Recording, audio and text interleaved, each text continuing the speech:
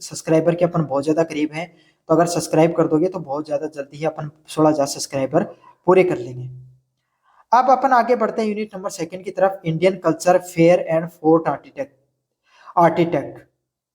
भारतीय संस्कृति, मेले और वहां के जो फोर्ट वगैरह हैं, किले वगैरह के बारे में पता पढ़ेंगे अपन विस्तार से। भारतीय संस्कृति की प्रमुख विशेषताएं क्या है, भारतीय संस्कृति की प्रमुख विशेषताओं के बारे में विस्तार से पढ़ने वाले हैं अपन। भारतीय संस्कृति विश्व की सबसे प्राचीनतम और समृद्धशाली संस्कृति है। भारतीय संस्कृति की बात करें तो विश्व की, पूरी दुनिया की सबसे प्राचीन संस्कृति है और सबसे समृद्धशाली संस्कृति के रूप में इसको जाना जाता है। इसकी मुख्य विशेषताएं, इसकी मुख्य विशेषताओं की बात करें, आध्यात्मिकता। लोग क्या करते हैं, ज्यादातर अपनी संस्कृति में अध्यात्म में विश्वास रखते हैं। अध्यात्म समझते हो ना, पूजा पाठ हो गया आपके सामने, ईश्वर की भक्ति में ज्यादातर लीन रहते हैं। हर घर में, आप अपने घर में देख लो, आपके आसपास कहीं पे भी देख लो, आप में हमारे यहाँ पर लगभग गांव में मंदिर मिल जाते हैं। अगर दूसरे धर्म से हो तो मस्जिद, इस्लाम धर्म से हो मस्जिद देखने को मिल जाते हैं, और कोई धर्म से हो, सिख धर्म जहाँ पर ज्यादातर देखने को मिलता है, गुरुद्वारे भी देखने को मिलते हैं। तो हमारा भारत देश यहाँ पर है जहाँ पे धर्म से जुड़ाव लगभग तो देखने को मिलता है। सही सुनता है, सभी लोग एक दूसरे के साथ भाईचारे के साथ भी रहते हैं। साथ के साथ धर्मनिरपेक्षता और विविधता में एकता देखने को मिलती है। धर्मनिरपेक्षता क्या होती है, हर प्रकार के धर्मों का यहाँ पर सम्मान देखने को मिलता है। चाहे आप बौद्ध धर्म से हो, चाहे ईसाई धर्म से हो, चाहे आपके सामने हिंदू धर्म से हो, किसी भी धर्म से हो, सभी धर्म के लोगों का सम्मान यहाँ पर देखने को मिलता है। साथ के साथ आपको देखने को मिलता है विविधता में एकता। हमारे देश में अलग अलग प्रकार की भाषा बोली जाती है, अलग अलग प्रकार की बोली बोली जाती है, लेकिन इसके बावजूद हमारे देश के सभी लोग क्या है, एक जगह एकजुट रहने पर विश्वास रखते हैं। तथा सत्कार और परिवार की एकता भी देखने को मिलती है। साथ साथ क्या देखने को मिलती है, सभी लोग एक दूसरे से एक प्रेम भाव से रहते हैं, सत्कार करते हैं और आपके सामने परिवार की तरह रहने का काम करते हैं। तो हमारा देश है वो एक परिवार की तरह रहता है। हमारे देश में हर धर्म का सम्मान भी है। भारत में विभिन्न प्रकार की भाषाएं, धर्म, रीति रिवाज व परंपराएं होते हुए भी एकता बनी रहती है। अगर हम विस्तार से समझने का प्रयास करें तो भारत एक ऐसा देश है जहां पर अलग अलग प्रकार की भाषाएं बोली जाती हैं, धर्म और रीति रिवाज देखने को मिलते हैं। हमारे यहाँ पर राजस्थान में देख लो आप, अलग अलग प्रकार के, आप अपने गांव में देखो या शहर का मुख्य उदाहरण ले लो, शहर में देखो अलग अलग प्रकार के धर्म के लोग मिलेंगे, है ना, अलग अलग प्रकार की बोलियां बोलेंगे, अलग अलग प्रकार का पहना होगा उनका, रीति रिवाज भी अलग होंगे। भाई धर्म अलग है तो रीति रिवाज भी अलग होंगे, परंपराएं भी अलग हो सकती हैं, जाति आधारित भी होती है, धर्म आधारित भी होती है ना। लेकिन फिर भी अगर बात आती है भारत देश की या बात आती है कहीं राजस्थान की, तो हम सीना चौड़ा करके बताते हैं कि हम राजस्थान और भारत के निवासी हैं। हमारे द्वारा एक नारा दिया गया, भारतीय लोगों का नारा है वसुदेव कुटुंबकम, मतलब और अतिथि देवो भव है। वसुदेव कुटुंबकम मतलब पूरी संसार है वो, हमारा पूरे संसार ही क्या है, हमारे जो वसुदेव कुटुंबकम मतलब पूरा संसार ही हमारा घर है। अतिथि देवो भव मतलब हम अपने अतिथियों को देवताओं की तरह मानते हैं, उनको एक अपने ईश्वर की तरह पूजा करते हैं। जैसे आदर्श है वो हमारी आत्मा है, मतलब हमारे द्वारा, हमारे जो वेदों में, हमारे जो पुराणों में आपके सामने वसुदेव कुटुंबकम और अतिथि देवो भव जैसी बातें कही गई, जो हमारी संस्कृति की भावनाओं के बारे में बताती है कि हमारी संस्कृति कितनी हमेशा से क्या रही, हमारी संस्कृति हमेशा से इतनी ज्यादा सजग रही, जिसने किसकी बात की, हमेशा बात की आपके सामने जो आने वाले पर्यटक या विदेश से आने वाले लोगों का हमने हमेशा सम्मान किया है। भारतीय संस्कृति में योग, आयुर्वेद, नृत्य, संगीत, कला व साहित्य का समृद्ध इतिहास देखने को मिलता है। अगर हम विस्तार से पढ़ें तो भारतीय जो संस्कृति होती है इसमें योग परंपरा देखने को मिलती है, भारत ने आयुर्वेद दिया, भारत के लोक नाट्य, लोक संगीत व लोक कला और लोक साहित्य देखने को मिलता है, और इसी सब चीजों की चर्चा पूरी दुनिया में होती है। हमारा योग पूरी दुनिया, आज विश्व योग दिवस मनाया जाता है। हमारे द्वारा आयुर्वेद की बात की गई, जो शल्य चिकित्सा और आज एलोपैथी जो आप अंग्रेजी द्वारा आज अपन लेते हैं, वो जैसी चीजें हमने बहुत पहले ही आविष्कार कर ली थी। हमारा खुद का लोक नृत्य और लोक साहित्य देखने को मिलता है। ये केवल धार्मिक ही नहीं बल्कि मानवीय जीवन मूल्यों पर आधारित संस्कृति है। हमारी संस्कृति सिर्फ एक धर्मों पर ही निर्भर नहीं रहती है, बल्कि मानव के जो जीवन मूल्य होते हैं उस पर भी आधारित हमारी संस्कृति रहती है। भारतीय संस्कृति की अनेक प्रकार की विशेषताएं हैं, जिसमें सहिष्णुता और सबको स्वीकार करने की भावना है। मतलब भारतीय संस्कृति में क्या है, बहुत सारी विशेषताएं देखने को मिलती हैं, जिसमें सहिष्णुता, सभी लोग मिलजुल कर रहें और सबको स्वीकार करने की भावना दिखाई पड़ती है कि भाई सभी लोग हैं वो आपके सामने एकजुट रहे। हमें चाहे कोई धर्म के लोग हो, कोई अलग अलग भाषाएं बोलते हो, चाहे रीति रिवाज कुछ भी परंपरा हो, हम सभी लोग एक साथ भाईचारे की तरह रहते हैं, सभी लोग हमें एकजुट रहने का रहते हैं।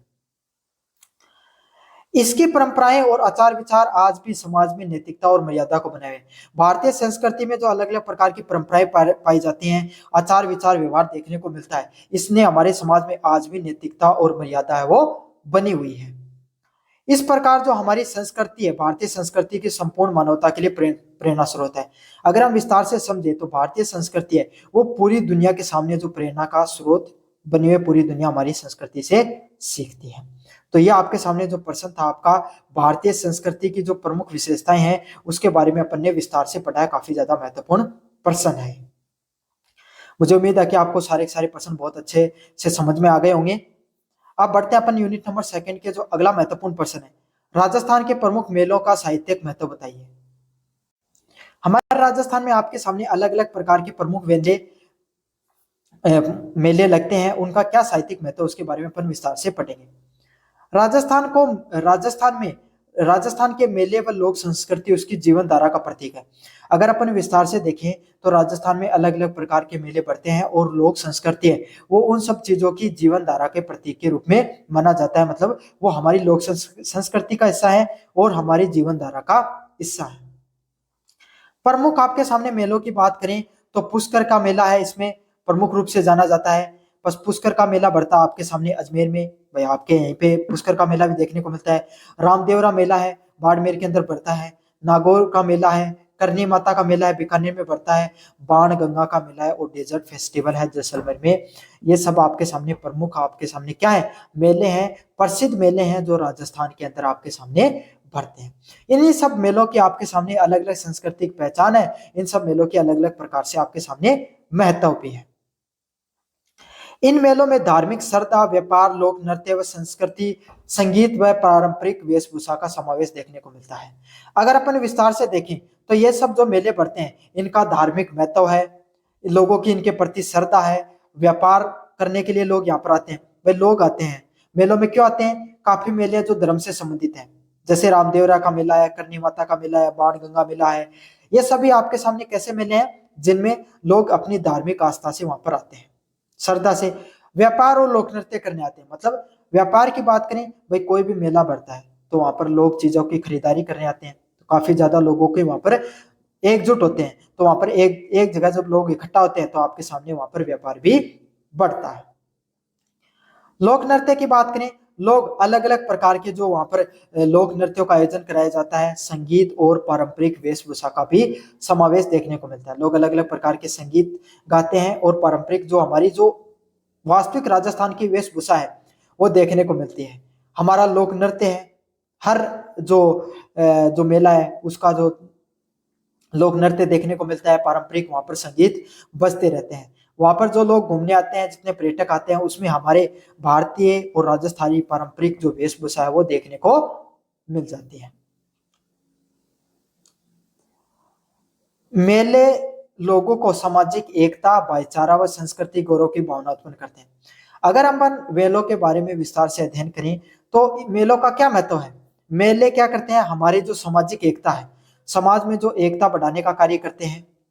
सारे लोग भाई एकजुट रहे, सामाजिक एकता के साथ रहें, भाईचारा व सांस्कृतिक गौरव को उत्पन्न करते हैं। मतलब सभी लोग आपके सामने भाईचारे के साथ रहें और सांस्कृतिक गौरव है उसके साथ रहें। सभी लोग सांस्कृतिक रूप से एकजुट रहें, सभी लोग भाईचारे के साथ रहें और सामाजिक एकता के साथ सभी लोग वहां पर रहें। अगर जितने ज्यादा लोग आपके सामने सामाजिक एकता, भाईचारा व सांस्कृतिक गौरव के साथ रहेंगे, उतना ही क्या होता है, आपके सामने देश आगे बढ़ता है। साथ के साथ क्या होता है, कोई भी मेला बढ़ता है वहां पर क्या होता है, अलग अलग धर्म के लोग आते हैं, अलग अलग समाज के, अलग अलग जाति के लोग आते हैं, तो वो एक जगह मिलते हैं और इससे क्या होता है, सामाजिक एकता भी फैलती है, भाईचारा फैलता है। साथ के साथ हमें अलग अलग जगह के लोग आते हैं, बाहर से भी आते हैं, दूसरे स्टेट से भी आते हैं, काफी ऐसे मेले हैं जहाँ से विदेशी लोग भी आते हैं, और अलग अलग आपके सामने जिलों से भी लोग देखने को मिलते हैं। तो इससे अलग अलग लोगों की भाषा के बारे में पता चलता है, संस्कृति के बारे में पता चलता है, हमें उन सब लोगों के बारे में पता चलता है। तो इससे आपके सामने मेले वो सिर्फ आपके सामने व्यापार का हिस्सा नहीं है, धार्मिक और श्रद्धा का स्थानीय हिस्सा ही नहीं है, बल्कि सामाजिक एकता के बारे में पता चलता है, भाईचारा और सांस्कृतिक गौरव के बारे में भी की भावना है वो भी बढ़ती है इन सब चीजों से।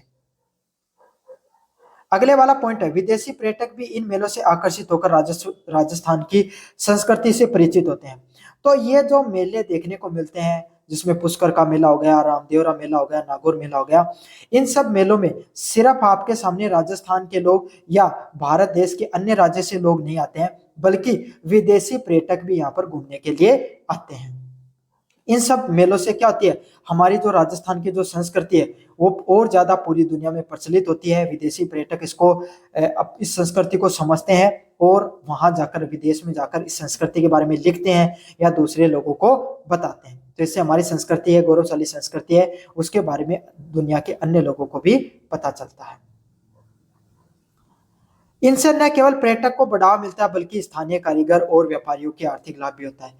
तो ये जो आपके सामने अलग अलग प्रकार के जो त्योहार, जो मेले लगते हैं, इससे वहां का जो क्षेत्र होता है, वहां सिर्फ ज्यादा से ज्यादा न सिर्फ पर्यटक आते हैं, बल्कि भाई पर्यटक आएंगे तो लोग आएंगे, लोग पर्यटक लोग ही होते हैं भाई, लोग आते हैं तो लोग आते हैं, तो वहां पर आएंगे तो कुछ खरीदारी भी करेंगे, कुछ पैसा भी खर्च करेंगे, है ना। तो वहां पर रहने वाले कारीगर जो अलग अलग प्रकार की शिल्प कला करते हैं, भाई कोई खिलौना बेच रहा है, कोई मूर्ति बेच रहा है, कोई प्रसाद बेच रहा है आपके सामने, कोई आपके सामने होटल कर रखा है किसी ने, तो किसी के पास आपके सामने कोई नृत्य करने की कला है, किसी को लोक संगीत की कला है, तो इन सब चीजों के बारे में उनको ज्ञान होता है।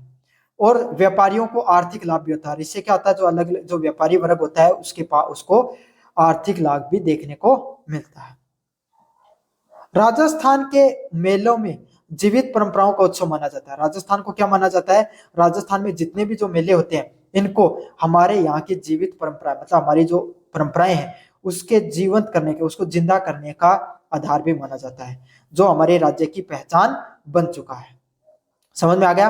तो ये था हमारे जो राजस्थान के जो प्रमुख मेले हैं उनके क्या सांस्कृतिक महत्व है, उसके बारे में अपन विस्तार से पढ़ा। अगले वाले प्रश्न की बात करें, अपन अपन ने राजस्थान के मेलों के बारे में विस्तार से पढ़ लिया है।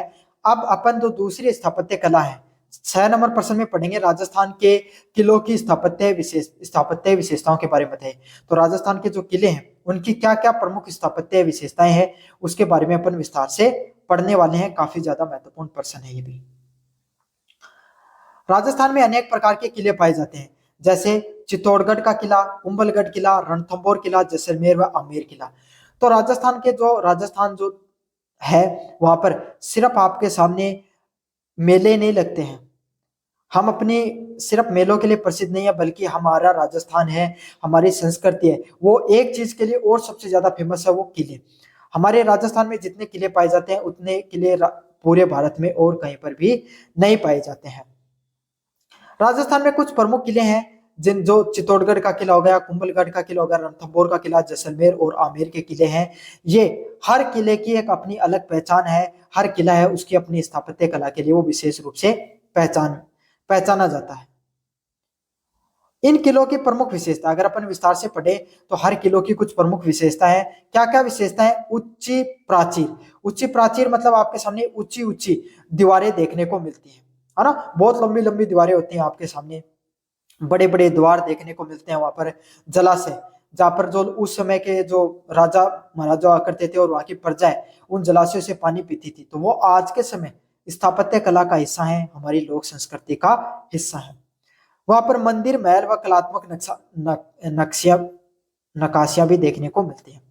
अलग अलग प्रकार के जो महल, जो किले हैं उसमें अलग अलग प्रकार के महल देखने को मिलते हैं, जहाँ पे पुराने समय में राजा महाराजा रहा करते थे। तो वहां जो राजा महाराजा रहा करते थे वहां पर वहां जो महल देखने को मिलते हैं और जो कलात्मक है वहां पर अलग अलग प्रकार की सुंदर नक्काशियां भी की गई है आपके सामने। इनमें युद्ध, रक्षा व सौंदर्य तीनों का उत्कर्ष संतुलन देखने को मिलता है। जो आपके सामने राजस्थान के जो किले देखने को मिलते हैं, इन्होंने राजस्थान की जो परंपरा है, राजस्थान की जो विरासत है, उसमें क्या क्या उन इन किलों का प्रयोग युद्ध के लिए, युद्ध में खुद के रक्षा के लिए राजाओं ने उपयोग में किया।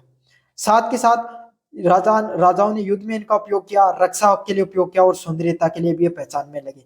बाद में धीरे धीरे युद्ध और रक्षा के साथ राजाओं ने प्रयास किया, यहाँ के जो शासकों ने प्रयास किया कि इन्हें इतना सुंदर बनाया जाए, इतना अद्भुत बनाया जाए कि दूसरे जो लोग इनको देखें तो उनका भी मन मोह जाए। इन सब किलों में आपके सामने राजपूत स्थापत्य कला में धार्मिकता, वीरता व शौर्य का मेल भी देखने को मिलता है। भाई आपको सबको पता है, राजस्थान के अंदर ज्यादातर शासक कौन से हुए, वो राजपूत थे आपके सामने, चाहे मेवाड़ हो, चाहे मारवाड़ हो, चाहे आमेर हो, लगभग आपके सामने राजपूत ही देखने को मिलते थे, एक दो जगहों को छोड़कर। तो जो राजपूत स्थापत्य कला यहाँ पर देखने को मिलती थी, उन लोगों की जो धार्मिकता है, जो जिस धर्म को वो मानते थे, उस धर्म को, जो हिंदू धर्म था, वही धार्मिकता वहां पर देखने को मिलती है। धार्मिक कलाकृतियां वहां पर देखने को मिलती है, धार्मिक आपके सामने नक्काशियां देखने को मिलती है। उन जब शासकों ने अपनी, चाहे विदेशी आक्रमणकारी हो, चाहे राजस्थान, जो भारत देश के जो सिंहासन पे जो मुगल थे, या फिर जो आपके सामने दिल्ली सल्तनत पे अन्य जो राजा बैठे, जिन्होंने क्या किया, मुस्लिम शासक विशेषकर, जिन्होंने भारतीय प्रजा को क्या क्या परेशान करने का कार्य किया, उन सब लोगों से लोहा लेने का कार्य किसने किया है? राजस्थान के जितने भी शासक हुए, वीर शासक हुए, उनकी वीरता की कहानियां भी उन किलों में देखने को मिलती है। साथ के साथ उनका शौर्य भी उन जो किलों में, उस शौर्य की महक भी उन किलों में आती है। किले की जो संरचना है और प्राकृतिक भूगोल के अनुरूप होती है। अगर अपन विस्तार से समझे, जो किलों की जो संरचना है वो प्राकृतिक भूगोल के अनुरूप होती है। जो किले होते हैं वो कैसे बनाए गए हैं, जैसी प्रकृति है उसके अनुरूप बनाए गए हैं। जैसे कुछ किले आपके सामने पहाड़ों के ऊपर बनाए गए हैं, उच्च जो पहाड़ होते थे उसके ऊपर और ऊंचे ऊंचे क्या बना दिए जाते थे, दुर्ग बना दिए गए, ताकि जब जो सेना आए, जो दुश्मन की सेना है, उसमें एक तो पहाड़ पर चढ़ने में उसको परेशानी हो, दूसरी किले से उसको लोहा लेना पड़े। कुछ आपके सामने दुर्ग, जैसे जैसलमेर का दुर्ग, वो रेगिस्तान के, वैसे वो भी पहाड़ी पर, लेकिन बीच रेगिस्तान में बनाया गया था, ताकि वहां पर पहुंचने वाले दुश्मन सेना को परेशानी का सामना करना पड़े। कुछ नदी के किनारे, नदी के संगम पे बनाए गए, कुछ आपके सामने वनों में एरण दुर्ग बनाए गए। तो इस प्रकार से जो अलग अलग प्रकार की भौगोलिक स्थितियां, जैसे आपके सामने जो सूट होती थी, भाई जैसे जिस प्रकार की जो भौगोलिक परिस्थितियां वहां पर देखने को मिलती थी, भौगोलिक परिस्थितियों को भी अपनी रक्षा के लिए प्रयोग में लेना ही दुर्गों की मुख्य पहचान होती थी। भाई दुर्ग तो है ही रक्षा करने के लिए, लेकिन जैसी परिस्थितियां, उनको भी उपयोग में लिया जाए, भौगोलिक परिस्थितियों को भी। चाहे रेगिस्तान हो, तो रेगिस्तान में दुश्मन जल्दी से नहीं पूछ सकता, भाई वो पहले उसको अनेक चुनौतियों का सामना करना पड़ेगा। पहाड़ पे बना दिया गया तो पहाड़ पर चढ़ने चढ़ने पर उसको परेशानी होगी, आसपास गहरी खाइयां बनाई गई या वनों में उनका निर्माण किया गया। तो यही है, भौगोलिक परिस्थितियों का भी उपयोग किया गया ताकि जो दुर्ग हैं वो सुरक्षित रहे। जैसे उदाहरण के लिए जैसलमेर का किला है, वहां पर रेगिस्तान की रेत देखने को मिलती है, और कुंभलगढ़ जो पर्वत होता है उस पर, जिसको किस पे बनाया गया है, आपके सामने पहाड़ के ऊपर बनाया गया है। ये किले न केवल आपके सामने ऐतिहासिक महत्व रखते हैं, ये जो किले होते हैं आपके सामने न केवल ऐतिहासिक महत्व है, बल्कि भारतीय शिल्प कला की परंपरा को जीवित रखते हैं। बल्कि क्या करते हैं, भारतीय जो शिल्प कला है उसका सबसे शानदार व नायाब नमूना के रूप में भी इसको अपन जानते हैं। तो ये जो सब किले हैं, इन्होंने हमारे राजस्थान की जो गौरवशाली परंपरा है, विरासत है, उसको आज भी जिंदा रखा है। आज भी जब हम किलों को देखते हैं तो हमें हमारा जो प्राचीन इतिहास है उसको देखकर क्या होता है, गौरवान्वित महसूस होते हैं अपन। तो ये था आपके सामने यूनिट नंबर सेकंड के जितने भी महत्वपूर्ण पर्सन आपके सामने सारे सारे मैंने आपको बता दिए हैं। कैसा लगा वीडियो जरूर से बताना, चैनल को जरूर से सब्सक्राइब करना और अपने दोस्तों को जरूर से शेयर कर देना। अब बढ़ते हैं अपन यूनिट नंबर थर्ड की तरफ। यूनिट नंबर थर्ड है जिसमें hospitality, marketing and emerging trend के बारे से संबंधित पर्सन देखने को मिलते हैं। कौन से टॉपिक से संबंधित, हॉस्पिटैलिटी से संबंधित, आपके सामने मार्केटिंग और इमर्जिंग ट्रेंड से संबंधित पर्सन देखने को मिलते हैं। हॉस्पिटैलिटी मतलब जो अतिथि होते हैं उनके सत्कार को बोला जाता है। भाई कोई आपके घर में आता है तो उसका सत्कार करते हो, सम्मान करते हो, उसको हॉस्पिटैलिटी के नाम से जाना जाता है। तो यूनिट नंबर 3 को पढ़ें। इससे पहले अगर अभी तक आपने चैनल को सब्सक्राइब नहीं किया तो सभी बच्चों से रिक्वेस्ट है, प्लीज चैनल को सब्सक्राइब कर दो। 16,000 सब्सक्राइबर के अपन बहुत ज्यादा करीब हैं। और जो टेलीग्राम चैनल को जोर से ज्वाइन कर लेना, क्योंकि वहां पर आपको आगे आने वाली एग्जाम है उसके भी अब आपके सामने जल्दी आपके जो सेमेस्टर के जो first semester, third semester, fifth semester के एग्जाम देखने को मिलेंगे। उससे संबंधित नोट्स भी फ्री में आपको टेलीग्राम चैनल पे देखने को मिलेंगे। 7 नंबर प्रश्न आपके सामने, हॉस्पिटैलिटी मार्केटिंग की अवधारणा के बारे में बताइए। आपके सामने हॉस्पिटैलिटी और मार्केटिंग क्या है, विस्तार से पढ़े अपन अगर हॉस्पिटैलिटी मार्केटिंग के बारे में।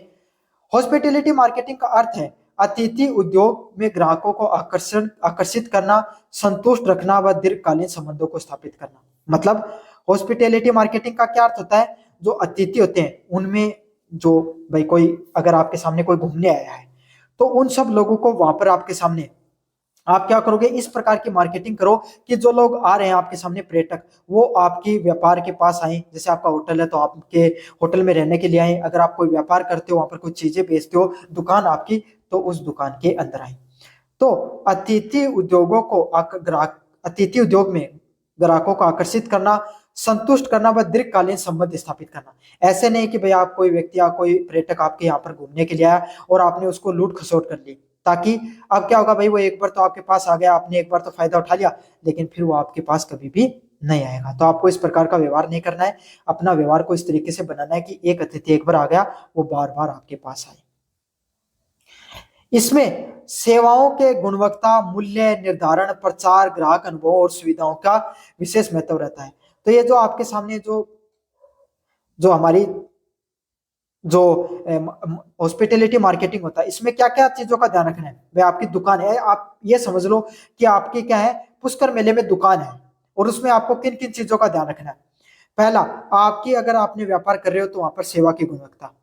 कोई अगर आपका होटल है तो वहां पर आपके जो उसका जो अतिथि उसका सम्मान करो, उसको अच्छे रूम होने चाहिए, अच्छे से आपके सामने जो खाने की सुविधा तो वो अच्छी होनी चाहिए।